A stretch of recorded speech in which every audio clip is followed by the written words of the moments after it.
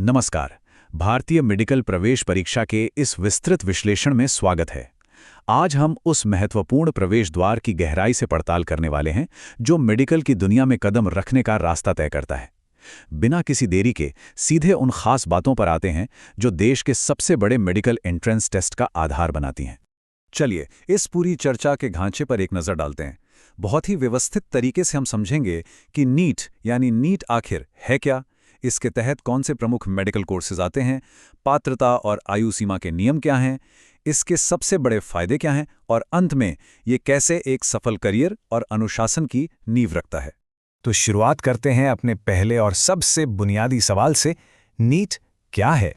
जैसा कि यहाँ देखा जा सकता है, नीट का पूरा नाम है national eligibility cum entrance test, यानी राष्ट्रीय पात्रता सह प्रवेश परीक्षा।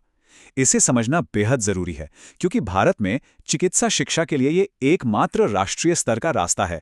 इसके अलावा कोई शॉर्टकट नहीं है और इस अहम परीक्षा का सफल और पारदर्शी आयोजन सुनिश्चित करने की पूरी जिम्मेदारी एनटीए यानी नेशनल टेस्टिंग एजेंसी निभाती है। मेडिकल फील्ड में जाने के इच्छुक हर एक उम्मीदवार के लिए यही सबसे पहला और सबसे बड़ा पड़ाव है।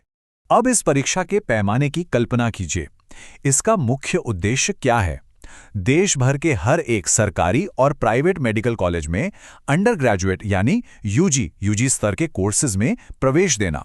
जी हां, कश्मीर से लेकर कन्याकुमारी तक जितने भी मेडिकल संस्थान हैं, उन सभी में दाखिले का दारोमदार इसी एक परीक्षा के परिणाम पर टिका है। इससे साफ पता चलता है कि ये पूरी व्यवस्था कितनी विशाल और व्यापक स्तर पर काम करती है। आगे बढ़ते हैं अपने दूसरे भाग की तरफ, प्रमुख मेडिकल कोर्सेज। चलिए देखते हैं कि इस प्रवेश द्वार को पार करने के बाद आगे कौन कौन से रास्ते खुलते हैं।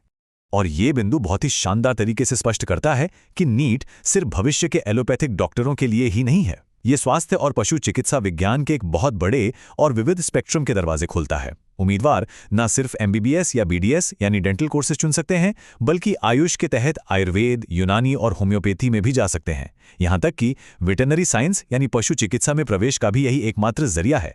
मतलब हेल्थ केयर का लगभग हर पहलू इसमें कवर हो जाता है। अब आते हैं तीसरे भाग पर, पात्रता और आयु सीमा। किसी भी उम्मीदवार को इस परीक्षा में बैठने से पहले किन सख्त शर्तों को पूरा करना होता है, आइए उसे समझते हैं। ये सबसे बुनियादी शैक्षणिक शर्त है। अगर किसी का भी सपना चिकित्सा के क्षेत्र में जाने का है, तो उनका 12वीं कक्षा में फिजिक्स, केमिस्ट्री और बायोलॉजी यानी पीसीबी बैकग्राउंड से होना एकदम अनिवार्य है। विज्ञान के इन 3 मुख्य विषयों पर एक मजबूत पकड़ होनी ही चाहिए। इसके बिना आगे का सफर तय नहीं किया जा सकता। तो यहाँ सबसे अहम बात यह है कि केवल पास होना ही काफी नहीं है। जैसा कि इस टेबल में देख सकते हैं, सामान्य वर्ग यानी जनरल कैटेगरी के उम्मीदवारों के लिए 12वीं में इन विषयों में कम से कम 50% अंक लाना अनिवार्य है। वहीं आरक्षित वर्गों जैसे एससी, एसटी और ओबीसी के लिए ये न्यूनतम सीमा 40% रखी गई है। ये पूरी प्रणाली योग्यताओं का एक निष्पक्ष और पारदर्शी मानक तय करती है। अंकों की बात तो हो गई, लेकिन उम्र की सीमा भी उतनी ही सख्त है। प्रवेश वाले वर्ष के 31 दिसंबर तक उम्मीदवार की उम्र कम से कम 17 वर्ष होनी ही चाहिए और इस कट ऑफ तारीख में कोई रियायत नहीं मिलती। ये नियम इसलिए है ताकि उच्च शिक्षा के इस चुनौतीपूर्ण स्तर तक पहुंचने से पहले उम्मीदवार एक निश्चित मानसिक और शारीरिक परिपक्वता हासिल कर चुका हो। चलिए अब चौथे भाग की ओर बढ़ते हैं, नीट के प्रमुख फायदे। इस राष्ट्रीय परीक्षा के प्रणालीगत लाभ क्या हैं, आइए उन्हें समझते हैं।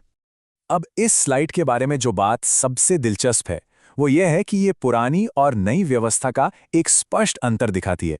अतीत में उम्मीदवारों को अलग-अलग राज्यों और कॉलेजों के लिए अनगिनत प्रवेश परीक्षाएं देनी पड़ती थीं। सोचकर देखिए, एक छात्र पूरे देश में घूम-घूम कर दर्जनों फॉर्म भर रहा है, अलग-अलग परीक्षा केंद्रों के चक्कर लगा रहा है। ये समय, ऊर्जा और धन की कितनी बड़ी बर्बादी थी। लेकिन आज नीट ने एक सिंगल विंडो अवसर ला दिया है। बस एक परीक्षा दीजिए और पूरे देश के संस्थानों के दरवाजे खुल जाते हैं। और ध्यान रहे, इस सिंगल विंडो का मतलब सिर्फ सामान्य कॉलेज नहीं है। अगर कोई इस परीक्षा में बेहतरीन रैंक हासिल करता है तो उसे एम्स और जिपमर जैसे भारत के सबसे इलीट और प्रतिष्ठित संस्थानों में भी दाखिला मिल सकता है। इसके अलावा NTA यानी नेशनल टेस्टिंग एजेंसी की देख-रेख ये सुनिश्चित करती है कि पूरी प्रक्रिया 100% पारदर्शी रहे। किसी भी तरह के पक्षपात के बिना केवल और केवल योग्यता के आधार पर ही सीटें आवंटित होती हैं। अब हम इस विश्लेषण के 5वें और अंतिम हिस्से पर आ गए हैं, सफल करियर और अनुशासन। ये हिस्सा सबसे ज्यादा प्रेरक है। अक्सर इस परीक्षा को एक भारी बोझ या रुकावट मान लिया जाता है, लेकिन ऐसा नहीं है। सच तो यह है कि चिकित्सा और स्वास्थ्य विज्ञान के क्षेत्र में एक सफल, जीवन भर चलने वाले और प्रभावशाली कैरियर की ये सबसे ठोस स्टार्टिंग लाइन है। ये सिर्फ एक डॉक्टर बनने का टेस्ट नहीं है, बल्कि समाज में अपनी एक विशिष्ट और सम्मानजनक पहचान बनाने की एक शानदार शुरुआत है। जैसा कि स्रोत सामग्री में बिल्कुल सटीक रूप से कहा गया है, इसकी तैयारी छात्रों को व्यवस्थित, अनुशासित और धैर्यवान बनाती है, जो आगे चलकर मेडिकल कॉलेज की पढ़ाई में बहुत काम आता है। वाकई इस परीक्षा की कड़ी तैयारी की प्रक्रिया अपने आप में एक जबरदस्त ट्रेनिंग है। ये उम्मीदवारों के भीतर वो आत्म अनुशासन और असीम धैर्य पैदा कर देती है, जिसकी जरूरत मेडिकल कॉलेज के बेहद मुश्किल और विस्तृत पाठ्यक्रम का सामना करने के लिए होती है। तो इस पूरे विश्लेषण को हम एक बहुत ही विचारणीय प्रश्न के साथ समाप्त करते हैं। फिजिक्स, केमिस्ट्री और बायोलॉजी की किताबों को रट लेना तो एक बात है, लेकिन अकादमिक ज्ञान से परे क्या कोई भी उम्मीदवार इस प्रतिष्ठित यात्रा के लिए आवश्यक कठोर अनुशासन को पूरी तरह से अपनाने के लिए सच में तैयार है? क्योंकि जब सब कुछ कहा और सुना जा चुका हो, तो अंततः यही वो असली परीक्षा है जो एक बेहतरीन चिकित्सा पेशेवर का निर्माण करती है।